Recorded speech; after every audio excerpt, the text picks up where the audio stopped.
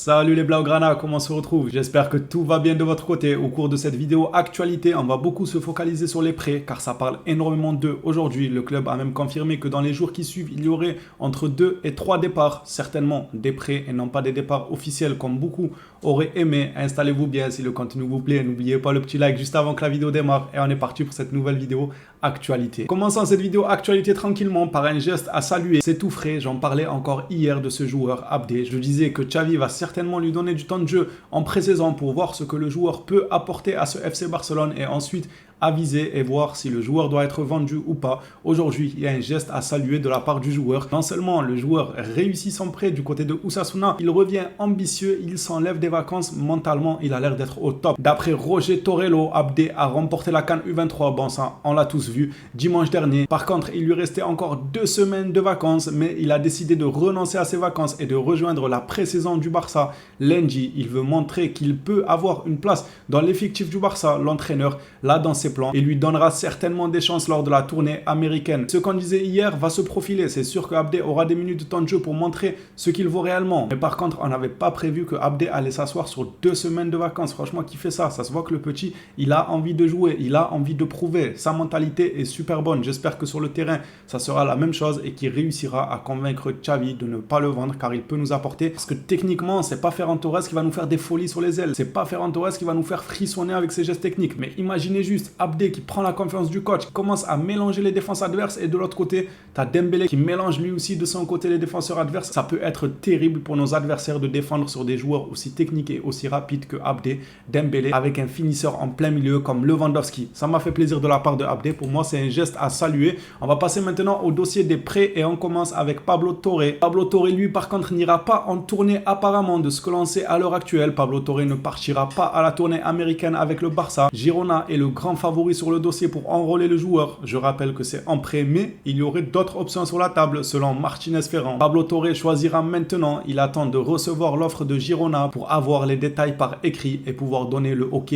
définitif. Toujours avec les prêts, cette fois-ci ça concerne Nico. Gérone s'efforce de convaincre Nico de signer pour eux en prêt. Nico aurait plusieurs offres sur la table et c'est ce qui rendrait l'opération difficile. Et oui, le père même de Nico est venu confirmer ça. Le père de Nico, Gonzalez, a déclaré et a reconnu l'intérêt de Porto pour son fils dans une interview à la télévision portugaise. Il a aussi ajouté qu'il y avait d'autres offres venues d'Espagne, du Portugal, d'Angleterre. Son fils, il est courtisé, il a voulu flex. Il s'est pas gêné pour flex, pour dire que son fils, il y a un peu tous les championnats qui le veulent. Nous, ça fait plaisir, surtout si c'est pour un prêt. Après, ça dépend. Si on n'arrive pas à ramener de pivot, même si, bon, Xavi voit en Nico plus un 8 qu'un 6, il faudrait garder quand même des remplaçants au milieu de terrain en cas de blessure. Quand on sait la saison dernière le nombre de blessés qu'on avait à chaque fois, ça serait bien de garder des remplaçants, de leur faire confiance, de leur donner du temps de jeu, des joueurs comme Nico. Mais à voir si c'est un prêt pour voir comment il évolue. Je ne suis pas totalement contre, mais il faut pour ça recruter d'entre milieux quand même. Le père de Nico Gonzalez finit par nous dire que dans les prochains jours, son fils prendra la décision. Aussitôt venu du côté du FC Barcelone, aussitôt parti. Le gars, il est venu, il a même pas eu le temps de poser ses valises. Il est monté dans sa chambre d'hôtel avec le réceptionniste. Ils ont ouvert sa chambre d'hôtel. Il a fait rentrer les valises. On est venu toquer. On lui a dit non, en fait, tu vas pas rester dans cette chambre d'hôtel là. Il va falloir aller ailleurs en prêt. C'est quoi ça? Le gars, on l'a pas vu. Quelqu'un le connaît? Qui le connaît?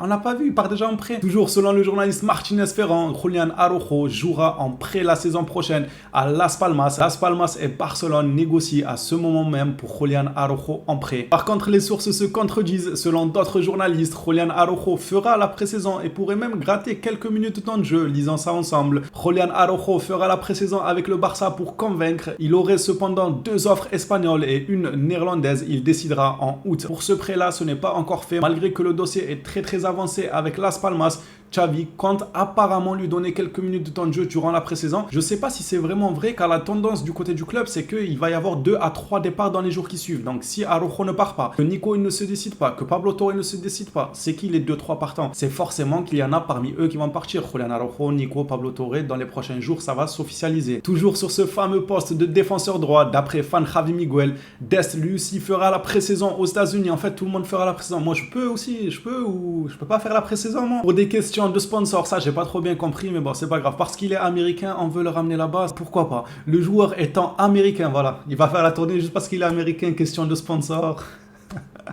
Ensuite, le club cherchera un départ. Au pire, ça sera un prêt par lequel le club prendra la totalité du salaire du joueur. Moi, j'aimerais bien qu'on en garde un, surtout s'il n'y a pas de défenseur. C'est comme l'histoire des millions en fait. Si on n'arrive pas à acheter un défenseur droit, moi j'aimerais bien qu'on en garde un. Julian Araujo ou bien Dest, le laisser en doublure, même triplure. Bon, ça se dit pas du tout triplure, mais vous avez compris. Le laisser troisième dans la hiérarchie des défenseurs droits. Au moins, s'il y a des blessés ou même lui donner du temps de jeu, il pourrait montrer de belles choses. Si on les envoie maintenant tous en prêt, qu'on ramène pas de défenseur droit, il va nous rester qui? Koundé. Et quand il va faire des crises, qu'il voudra plus jouer DD. Même si à cette heure-là, d'ailleurs, on a un communiqué sur Koundé. Apparemment, il n'est pas contre l'idée de jouer défenseur droit, mais même s'il se blesse, s'il a un carton rouge, ça peut arriver. Il faudrait avoir un défenseur droit de formation. Ah, mais oui, c'est vrai. On a prolongé Sergi Roberto, l'homme à tout faire. Bref, selon moi, j'aurais aimé que soit Julian Araujo, soit Dest ou quoi, reste au FC Barcelone si on ne recrute pas de défenseur droit. Si maintenant vous me dites que Freneda arrive ou bien Cancelo arrive, alors oui, là, on les emballe, papier cadeau, et on les envoie directement en prêt, tout ce qui est Dest et compagnie. On va passer maintenant à l'information qui nous indique comme quoi il y aurait 2 à 3 transferts qui vont se faire du côté du FC Barcelone. Ça sera